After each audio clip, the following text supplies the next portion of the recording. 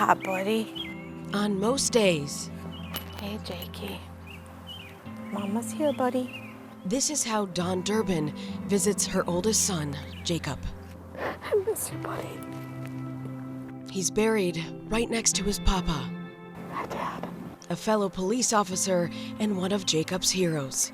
These visits are both precious and intimate, but Dawn wanted to share how she keeps Jacob close to her heart. This is one of his sweatshirts that I got out of his laundry. But this is it. This is where I feel a little bit of peace. And pride for how Jacob lived and died. To hear people saying thank you for raising a hero. I don't even know the response, other than I'm so glad that the world had him. He'll always be her son, the one who checked in every day and said, "I love you." He was always reliable. If you asked him to do something, he would do it for you, no questions asked. Jacob's grandma, Linda Durbin, says as a boy, he was never afraid to stick up for others. He was like the hero then. He would not tolerate anybody being bullied. He would just walk up and diffuse the situation. Just an incredible human being. He would be silly at home and make us laugh, and his smile, and he left 90 minutes early to get to work. To a job that always felt meant to be. My dad, he was a police officer for 27 years. And both Jacob's parents served their communities. This is the day I got sworn in as a fireman in Brooklyn Heights. While Dawn understands the risks that come with public service, she's still struggling with how she lost her son. I don't understand. He just was 23 and had endless potential. And weeks away from his wedding to the love of his life, Liv. Him and Liv would cook together. They never fought. It was just so cute. On the night of his final shift as a Euclid police officer, I called him and we were talking and he was being silly. And I'm like, "You getting ready for work?" He's like, "Yeah." I'm like, "Okay, well, I love you, buddy." And he's like, "I love you too, Mom." And I'm like, "Be safe." And he's like, "Always am." So if I could tell him now, I'd say, "Be safe in heaven, buddy." What would Jacob think of this outpouring of love that has come from the community and his colleagues? He would say to everybody, "That's what we need right now, and that's what we needed throughout, and that's what we're gonna need for the rest of our life. So please and thank you." I remember your words as clear as day, and you said to the community, "I feel the love." I do. From strangers, from people across the United States. And I'll remember everybody that, came together in my darkest times and in those weak moments. I think of that and I think of, what would Jacob do? What would Jacob do right now? he'd follow the light of his giving heart, which chose to protect and serve those around him until the very end. His legacy, the mark of a true hero. We love the comics and Marvel and DC, and some superheroes die at the end, but good always wins. His headstone's gonna be beautiful. When he went to Kuwait, he quoted, "It's not goodbye, it's I'll see you later." Lindsay Buckingham, 3 News.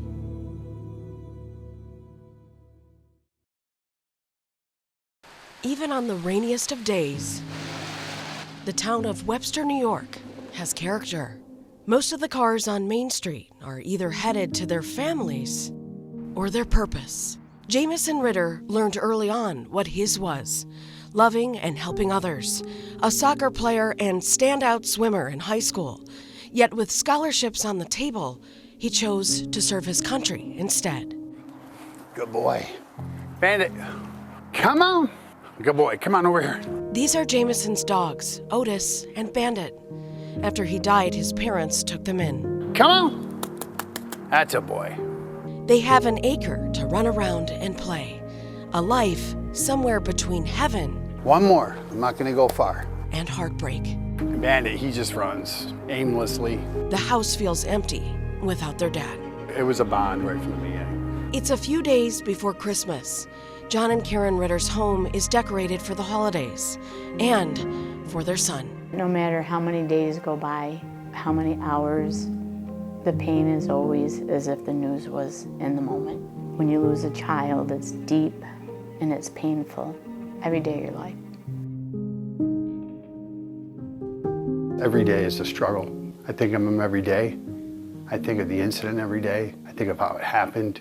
And while they have so much to be thankful for, a granddaughter who carries her uncle's legacy in her middle name, it also serves as a searing realization. It's hard because he doesn't get to meet her. Angelica Ritter was excited for her brother to move home. Plans were in motion. The two have always been thick as thieves. People used to call us twins. We did a lot of things together. She's angry that at just 27 years old, her brother's future was ripped away. You know, I sit in the car and I think, I was supposed to have 50 more years with my brother. Watch him get married. Watch him have kids. I was at a wedding, watch him do a mother-son dance. And then it breaks my heart that my mother will never get that. The family has been shown support from all over the country, billboards in Cleveland and candlelight vigils in their hometown. Our goal in keeping Jamison's memory alive is to also have people realize what police officers do every day. All we see is the bad. You don't see the good. Yet Jamison's family keeps hearing of his, even months after his passing. I got a Facebook message from a woman who I think may have been homeless at the time, and she has a dog. Sweet Pea. Sweet Pea. She went on to say how Jamison went and bought her dog a bag of dog food and then took her to McDonald's and got her dinner.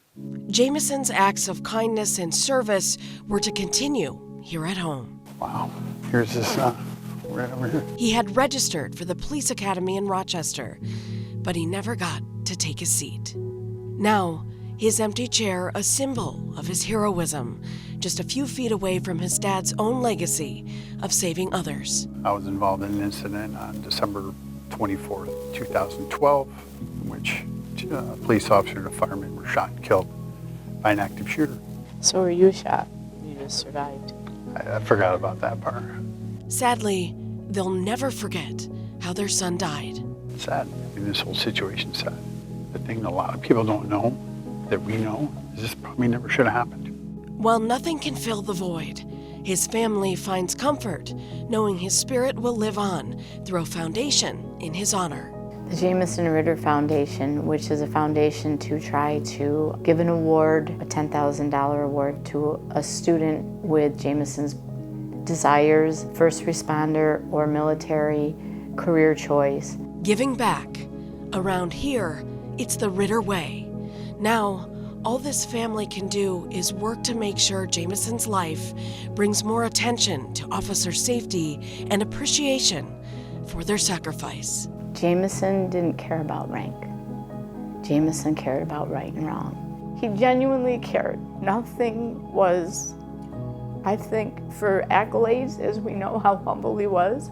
It was all because he was truly just one of a kind, cream of the crop. I'll say that over and over again. Lindsay Buckingham, 3 News.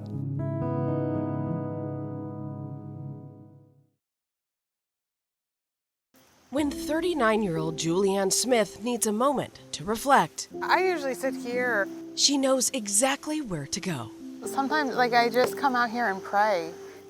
Often joined by the family dog Lincoln, comforted by the calm water in her pond and her deep faith. Turning the pages of her book looks easy, but this chapter in Julianne's story has been the most challenging of her life. I was on a conference call and received a call from our youngest daughter. Tells me, hey, Mom passed out, what do I do? It was January 5th of this year. Julianne was home with 2 of her 3 daughters, 10-year-old Landry just learning her words and all of her speeches. and 13-year-old Jamison. She got really lightheaded. Knew something was wrong. So I called 911 and they beat us here. I said, are you okay? And she's like, well, I just having a really bad headache. And she's holding her head. And I'll never forget it. It was like the most horrible scream I've ever heard. A doctor at Cleveland Clinic Hillcrest Hospital knew time was not on Julianne's side. She said, a helicopter just landed, a life flight just landed, so they're going to take her right now. And into surgery at main campus. Julianne had a grade 5 aneurysm, the worst of its kind. She was in very bad shape when she got to the hospital. About a third of people don't even make it to the hospital with a ruptured aneurysm. Dr. Nina Moore is a neurosurgeon at Cleveland Clinic. She says Julianne's situation was dire. She was having such severe brain swelling, despite having the drainage tubes, that we needed to take the bone off the side of her brain in order to let the brain swell outwards. Without this surgery, she wouldn't have survived it. The waiting game, agonizing. What was it like when you finally got to see Julianne? It was hard. You know, she was intubated. She had tubes coming out everywhere. I didn't know what half these machines were. They had so many nurses in there because she was in the ICU area. It was hard. With Julianne on a ventilator for the next 2 weeks, her husband Mike tried to come to terms with his world being flipped upside down. We really didn't understand how this happened, so this just completely came out of the blue, and we just kind of waited, and then it was just a day by day at that point. Actually, really hour by hour. Wondering if Julianne would pull through, or if she'd ever be the same. What kind of conditions? Like, will she be in a wheelchair? Will she be able to walk? Up, look up. Yes. That You're doing amazing. is how it's done. Julianne had the answer. When they told me what had happened to me, I remember my neurosurgeon being there. I was in complete shock. Not only did you start recovering, but you fought. You fought hard. I did.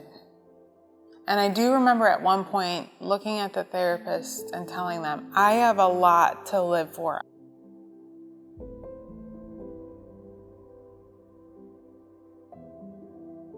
I am determined to get better. And she did, though the work was incredibly hard. I had some really, really dark days. So many people were praying for me, and I feel like that's what got me through. Her family in awe of her determination and strength. She would tell me quietly, I'm really tired, but they would come in and she's like, I can do this, and she would do it. I'm very proud of her and what she's accomplished and like where she was and like how like quickly and well she recovered.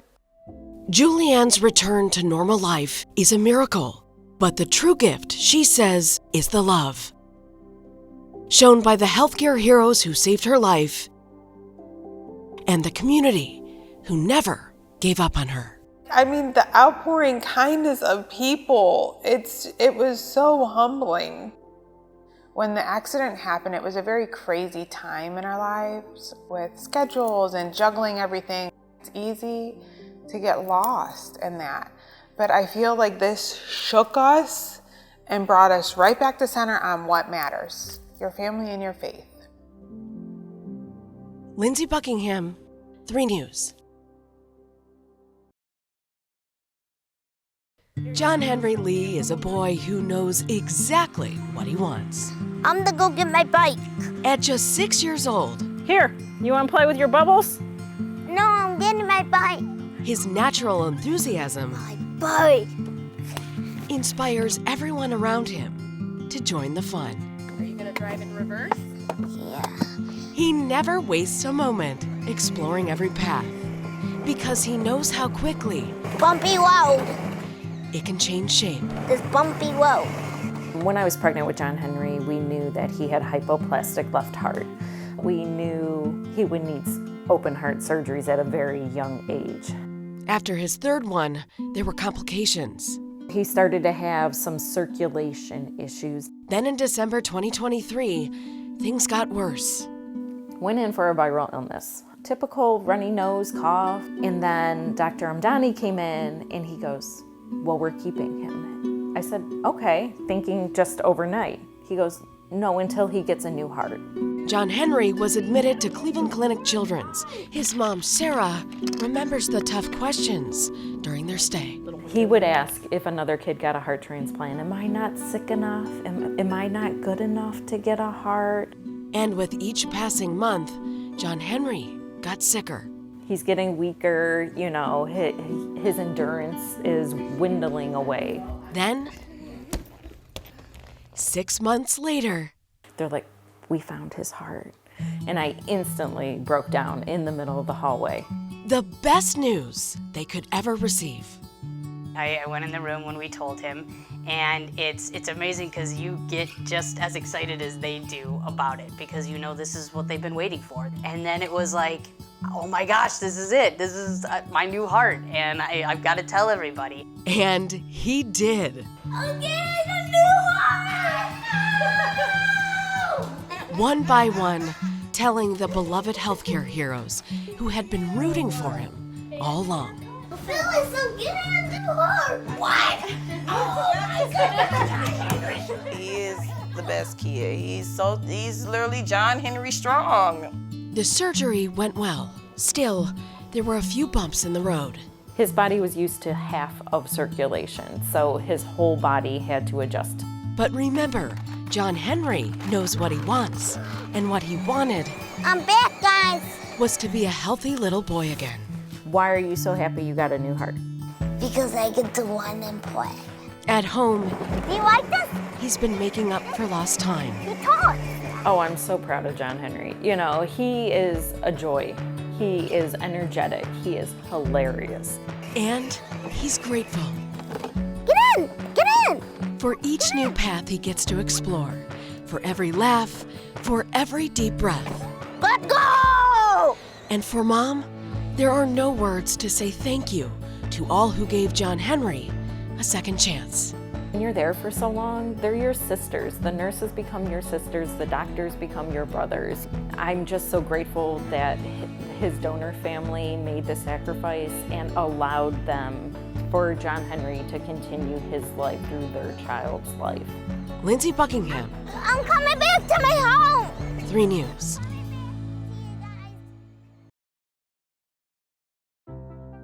In the sport of boxing, you have to know the ropes, be diligent with training, and find inspiration everywhere. There's one of them of Rocky playing, one of my favorites. 23-year-old Jake DeRazio lives in this world each day, training in the basement with his dad, Tony, in the company of his hero. The boxing thing came into me, was 8, 9, and he started to watch Rocky movies, and he liked the Rocky movies. These are all the Rocky figures. In fact, Jake knows everything about Rocky, even the actors in each film. Who did Sylvester Stallone battle in Rocky, the first Rocky? Colorado. What about Rocky 2? Colorado. Rocky 3? The first one was Hulk Hogan, then after that was Mr. T. That is so impressive. We started working out in the basement, and he liked that, and then my wife bought us the speed bag and heavy bag, and we started doing that. Jake found his inspiration in Rocky's hard work, faith, and never give up attitude. Learning boxing drills, that's just scratching the surface. Golf, baseball, track in the Special Olympics, and push, you got it! Pure strength. Yeah! Jake didn't just toe the line, he drew his own. He was doing a pretty good job of it, and then I thought, we should be helping other people in the disability community with this.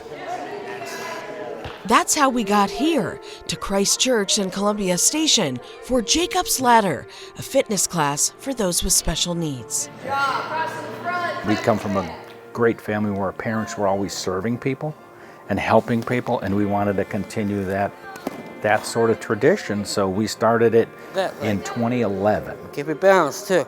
It's all about balance. What was that like, seeing him progress from sort of like a student to then an expert who could teach other people? Yeah, it was very encouraging and inspiring to me, and obviously he's my son, so I loved it. And when I saw him like helping others, he is gentle with others, and I think that's what I'm most proud of, is that we're assisting others. Keep it up, Elijah. 3 of our students, 2 besides Jake, are in the disability community but are trainers.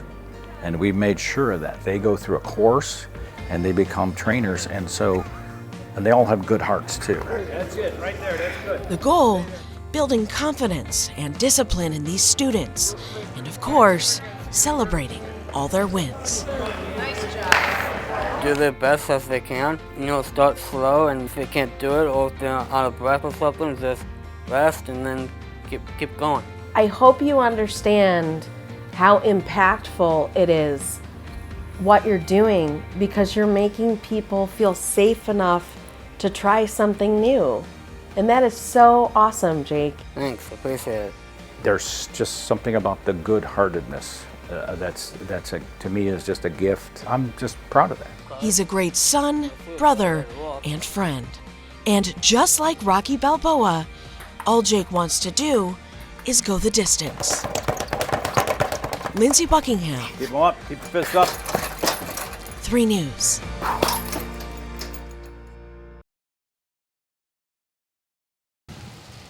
Every Wednesday at the Schnurman House Independent Living Community in Mayfield Heights. Hello. Good morning. 77-year-old Jim Haywood takes a walk. I start about 11 o'clock. To the social center for a day of fun. And I comes over here and just about spend the day cheering everyone on. Here, he hangs out with all his friends. Here we go.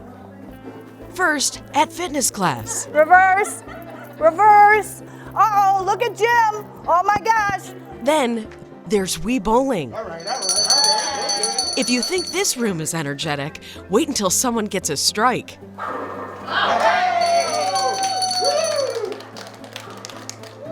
And we have a good time. We really do. Really good time. And what may surprise you is that many of these folks are in their 90s or more. 95, 93. All right. Yeah, all right, okay, all right. Their happiness and ease around each other. All right, I know you can do it. One of the secrets, they say, to longevity. All the friendly people. I mean, and we have so many activities. I join in all of them. Playing the drums again. What do you do? Sit there and vegetate? That's crazy. No, you got to get up and do things. You got to be active. Very good, everyone. Beyond the friendships, there's a deep camaraderie among tenants and volunteers. Hi. Celebrated for their enthusiasm. You're in like Flynn. Thanks, Flynn. Sure. And dedication on the job. When there's things to be delivered. 93-year-old Joanne Eloff has been volunteering here for 10 years. It's a calendar of all the activities we have for the month.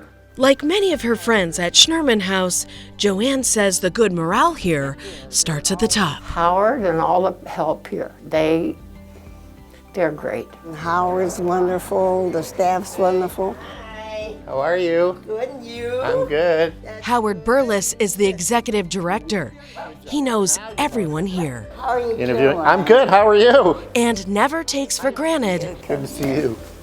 moments like these. What's the secret of long life? Yeah. Eating a McDonald's I like bacon the burger? bacon. Yeah, we have about 250 people that lived here, and 27 of them are 90 or older. It's like a nice family here. It's people get along, people take care of each other, people watch out for each other. Including his staff. Howard knows this place wouldn't run without them. There's nothing I have them do that I wouldn't do. I've been here on holidays, I've pulled trash, I've mopped floors. I love this job. If you're wondering where to find the Fountain of Youth, you may not have to go too far to find it. All you have to do is find a place that makes you happy. People who support you. All right, Sarah. All right, okay. And surround yourself with love. You're the best. Yeah. Lindsay Buckingham, Yeah. 3 News.